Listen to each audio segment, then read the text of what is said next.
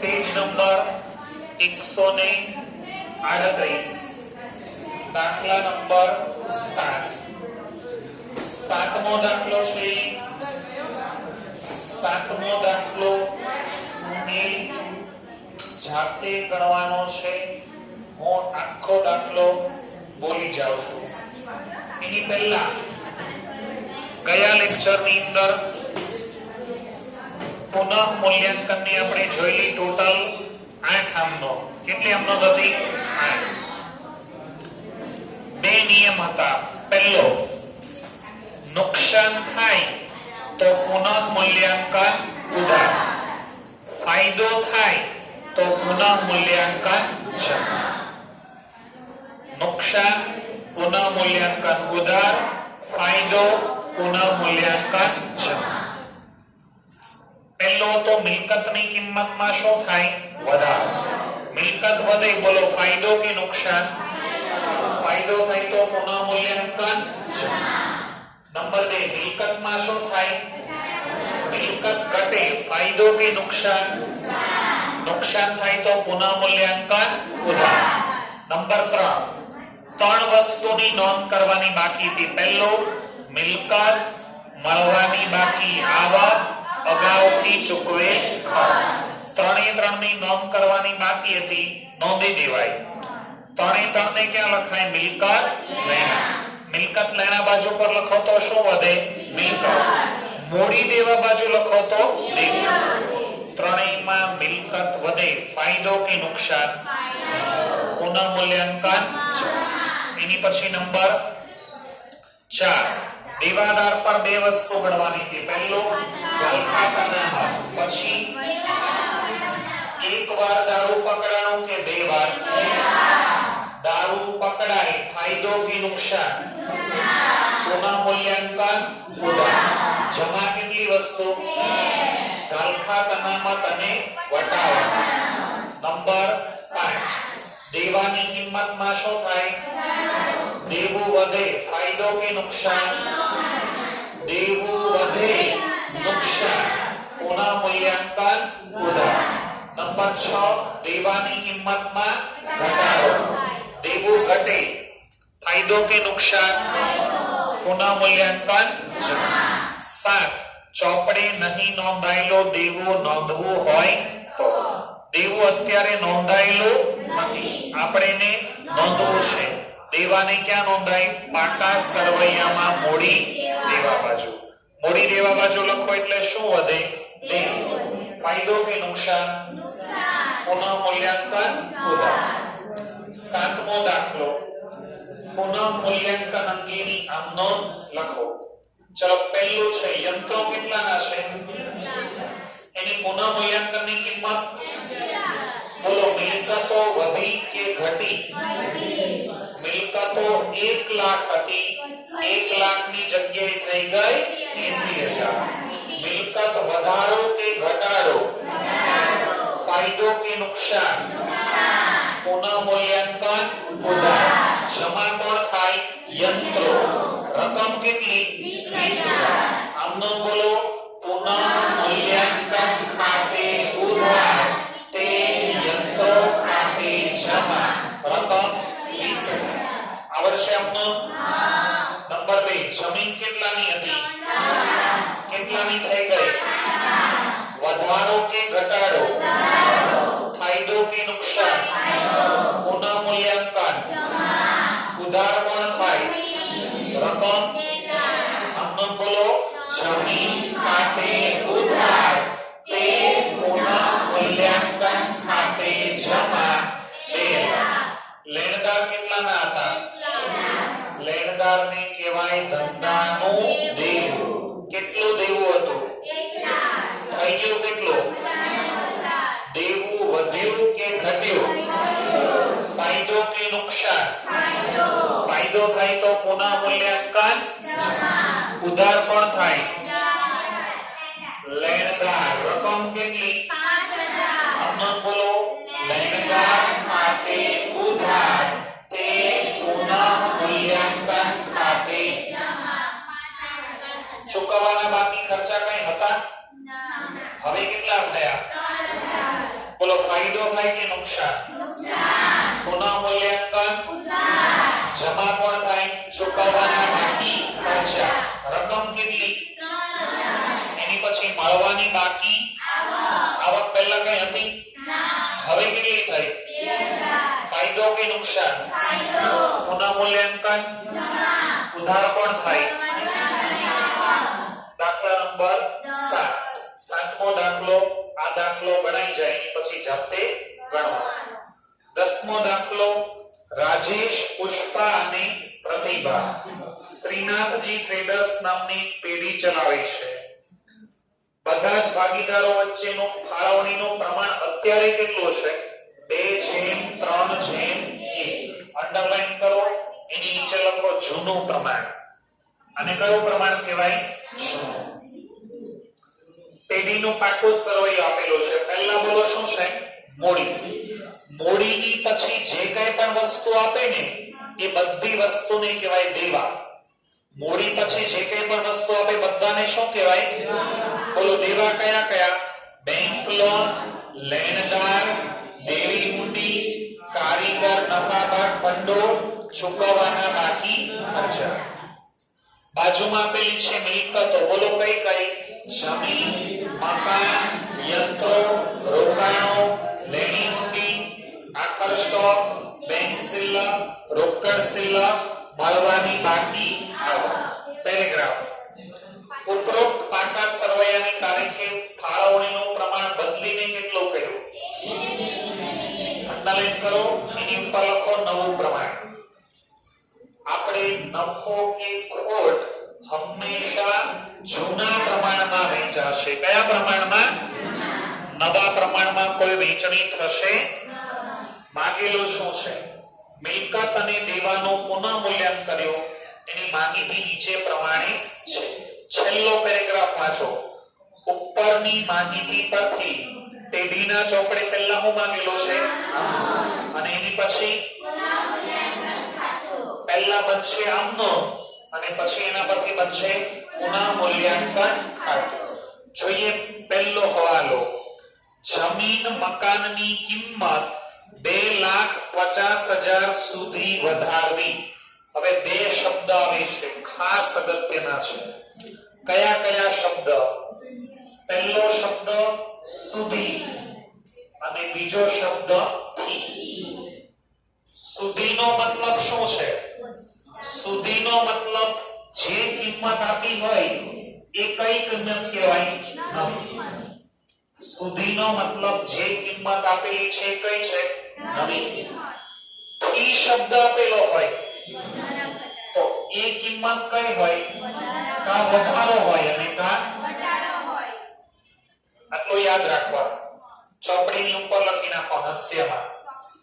ચોપડીની ઉપરના હાસ્યમાં સુધી શબ્દ આપેલો હોય તો એને શું કહેવાશે? નવી કિંમત. અને થી શબ્દ આપેલો હોય તો વધારો અથવા તો ઘટાડો.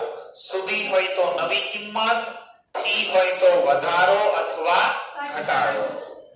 અહીંયા શું કીધેલું છે? જમીનની કિંમત 2,50,000 સુધી વધારવી. તો બોલો આને કઈ કિંમત કહેવાશે? નવી કિંમત. આગળનો પેજ ખોલો. જમીનની કિંમત કેટલી છે?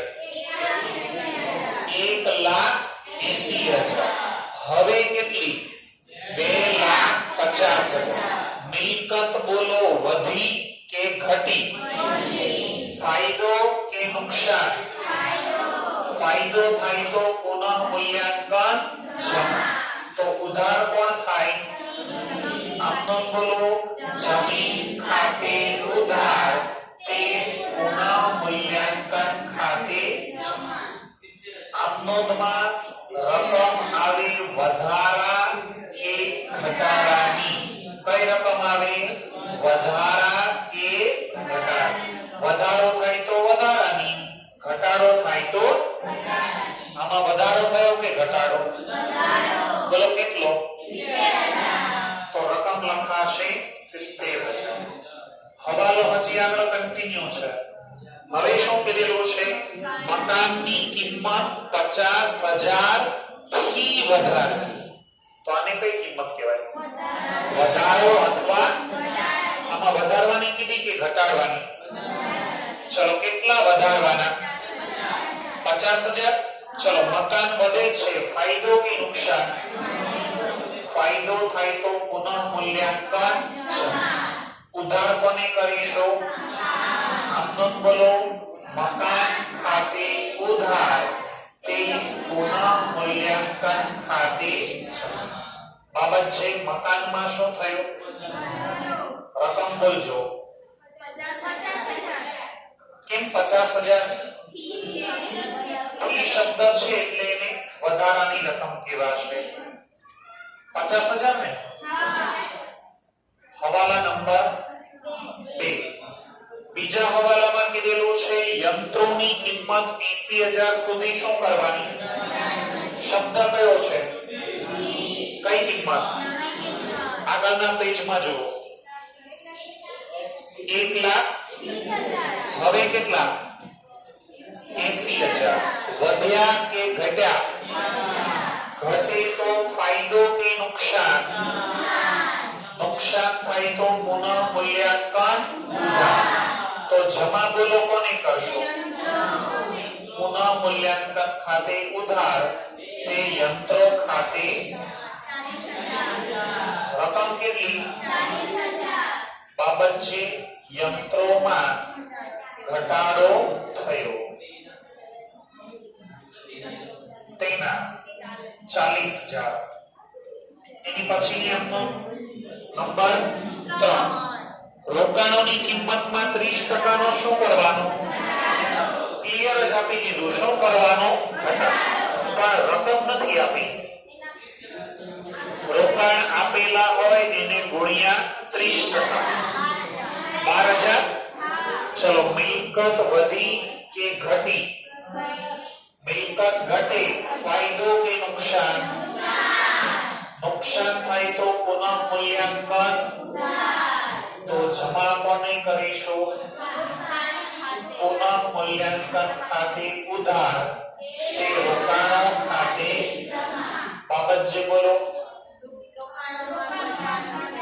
રોકાણોમાં ઘટાડો થયો તેના કેટલી રકમ? 12,000. નેક્સ્ટ એની પછી નંબર 4. ચોથી તારીખમાં કીધેલું છે દેવાદાર પર 20% શું ગણવાનું? અને 5% આગળનો પેજ જો તો ટોટલ પીવાનું દારૂ કેટલું છે? અત્યારે કઈ દારૂ પકડાયેલું છે? જૂનું? ના. હવે પહેલા કેટલા ટકા? 50,000 ગુણ્યા 20%. 10,000 શું ગણવાનું? બાદબાકી. હવે શું ગણવાનું? વટાવના મત કેટલા ટકા? કોના 5%? વટાવ અનામત 2,000 ને? એક વાર દારૂ પકડાણો કે 2 વાર? 2 માં ફાયદો કે 2 માં નુકસાન? નુકસાન થાય તો પુનઃ મૂલ્યાંકન ઉધાર. એક વસ્તુ જમા થશે કે 2? પહેલું ઘા અના ખાતે અને બીજું વટાવ અના ખાતે. ઘા અના બોલો કેટલી? અને વ અના કેટલી? 2 નો સરવાળો બાબત છે ઘા અના અને વ અના ગણી. પછીની આમ નોંધ નંબર 5. 15,000 ના સ્ટોકની કિંમતમાં 20% નો ઘટાડો. બધા સ્ટોકમાં 20% ઘટાડો? ખાલી કેટલામાં? 15,000 ગુણ્યા 20%. ચલો સ્ટોકમાં વધારો છે કે ઘટાડો? ફાયદો કે નુકસાન? નુકસાન થાય તો પુનઃ મૂલ્યાંકન તો જમા કોને કરીશું? સ્ટોક. આમનો શું બનશે? પુનઃમૂલ્યાંકન ખાતે ઉધાર તે સ્ટોક ખાતે જમા. રકમ 3000. બાબતજી બોલો શું લખાશે? સ્ટોકમાં ઘટાડો થયો તેના. એની પછીનો નંબર 6. હવાલામાં કીધેલું છે 20000 ના લેણદારને હવે રકમ ચૂકવવાની નથી. લેણદારને મિલકત કહેવાય? શું કહેવાય? દેવામાંથી કેટલા નથી દેવાના? તો દેવું વધે કે ઘટે? ફાયદો કે નુકસાન? ફાયદો થાય તો પુનઃમૂલ્યાંકન, ઉધાર પણ થશે. આમનો બનશે લેણદાર ખાતે ઉધાર તે પુનઃમૂલ્યાંકન ખાતે જમા. બાબત છે લેણદારમાં ઘટાડો થયો તેના. રકમ બોલો. 30 માં ઘટાડો થયો 20000. લેણદારની રકમ આવશે 20000. હવાલા નંબર 7. 30000 ચૂકવવાના બાકી ખર્ચા 3000 અને 2000 મળવાની બાકી. બંને બાકી છે ને? પહેલા હું કીધેલું છે? ચુબા પ્લસ અને બીજું બાબા પ્લસ. એકને લખાય મૂડી દેવા, એકને લખાય મૂડી દેવા. લખો શું વધે? મિલકત લેણા લખો. પહેલામાં શું વધે? ફાયદો કે નુકસાન? નુકસાન થાય તો પુનઃમૂલ્યાંકન, પુનઃમૂલ્યાંકન ઉધાર તો જમા કોને કરીશું? ચૂકવવાના બાકી ખર્ચ ખાતે. બાબત છે ચૂકવવાના બાકી ખર્ચની નોંધ કરી. રકમ બોલો. 3000. એની પછી નંબર 8 પછી 9. હવે શું બાકી છે? મળવાની બાકી આવક. નિયમ બોલો. મળવા પ્લસ મિલે. ક્યાં લખાય? મિલકત લેણા. મિલકત લેણા લખો તો શું વધે? મિલકત વધે. ફાયદો કે નુકસાન? ફાયદો થાય તો પુનઃમૂલ્યાંકન, ઉધાર પણ થશે. મળવાની બાકી આવક. મળવાની બાકી આવક ખાતે ઉધાર તે પુનઃમૂલ્યાંકન ખાતે જમા. બાબત છે મળવાની બાકી આવકની નોંધ કરી.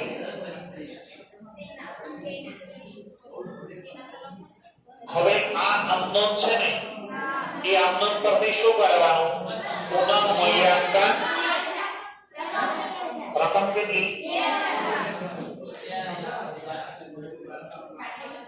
આમનોંધ પરથી ખતવણી કરો ને તો ઉધાર હોય એનું ઉધાર, જમા હોય એનું ખતવણી પરથી આમનોંધ કરો.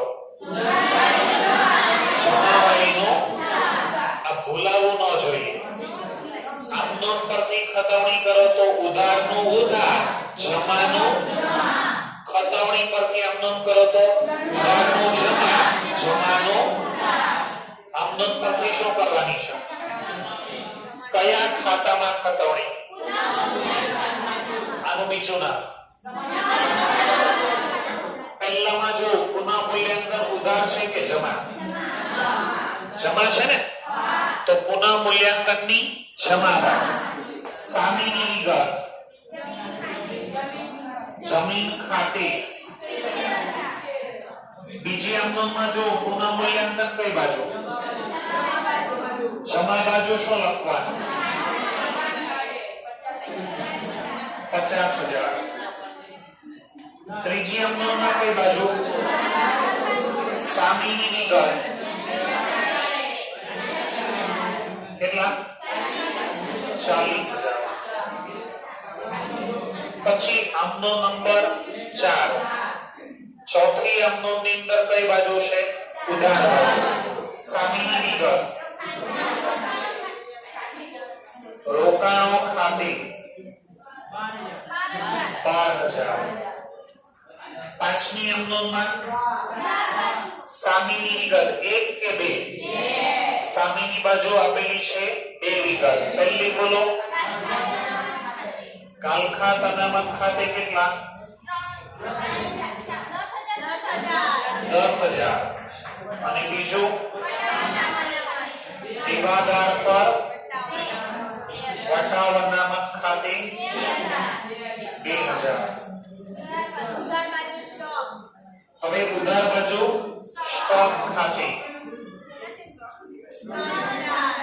3000 પછી જમા બાજુ કયા ખાતે લેણદાર ખાતે કેટલા ચલો એની પછી ઉધાર બાજુ શું લખાશે ચૂકવવાના બાકી ખર્ચ ખાતે ચૂકવવાના બાકી ખર્ચ ખાતે 3000 છેલ્લે અમદોમાં કઈ બાજુ જમા બાજુ સામેની વિગત મળવાની બાકી આવક કેટલા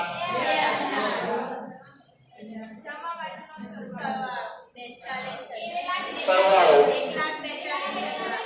1,42,000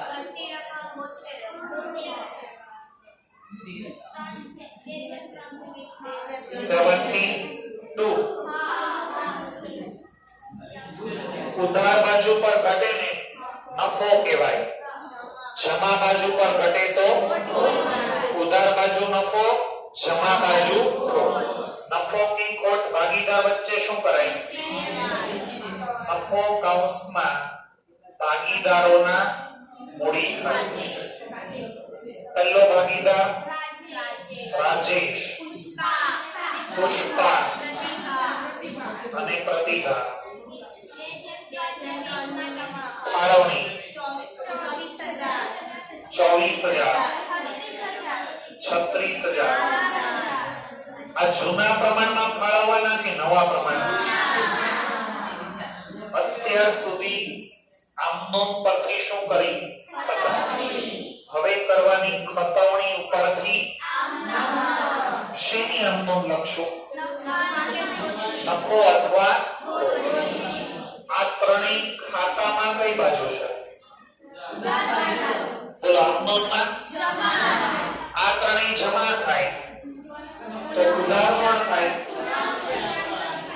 પુનઃ મૂલ્યાંકન ખાતે ઉધાર બોલો કેટલા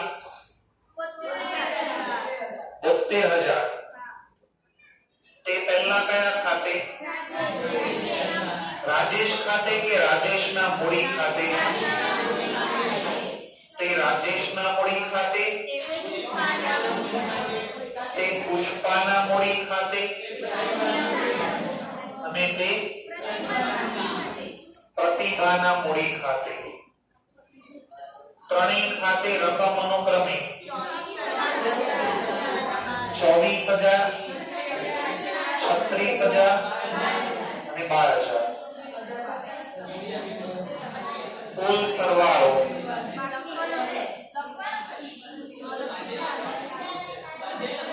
બાબત જે લખવાની નફાની વહેંચણી કરી